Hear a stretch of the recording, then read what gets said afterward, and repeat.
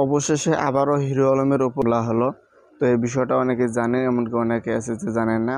তো এই ভিডিওটি প্রচুর পরিমাণে ভাইরাল হয়েছে যে হিরো আলমকে যখন মারধর করা হয়েছিল। তো এখন পর্যন্ত অনেকে জানে, এমনকি অনেকে জানে না যে কী কারণে তাকে মারধর করা হয়েছে। অনেকে বলতেছে যে সে বিএনপির বিরুদ্ধে কথা বলেছিল, অনেকে বলতেছে যে সে আওয়ামী লীগের বিরুদ্ধে কথা বলতেছিল, এমনকি সে নিজে বলতেছে যে আমাকে যখন মারধর করা হয়েছিল সেখানে আওয়ামী লীগ বিএনপি দুই পক্ষের লোক ছিল। তো তাকে মারধরের সময় কিছু কথাবার্তা বলা হয়েছিল যে তুই তারেক জির বিরুদ্ধে কী কারণে কথা বলছিস, আরও অনেক ধরনের কথাবার্তা বলে, এমনকি তাকে মার করে।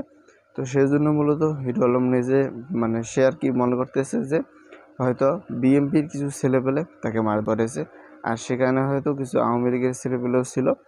তো এই বিষয় নিয়ে আর কি নেট দুনিয়া তোলপাড় শুরু হয়েছে। তো এই বিষয়ে আপনাদের কোনো কিছু বলার থাকলে অবশ্যই কমেন্ট করে জানাতে পারেন। আর পরবর্তীতে যদি জানা যায় যে আসলে কী কারণে তার উপর এই ধরনের তাকে করা হয়েছে, সেটা আপনাদেরকে জানানোর চেষ্টা করা হবে।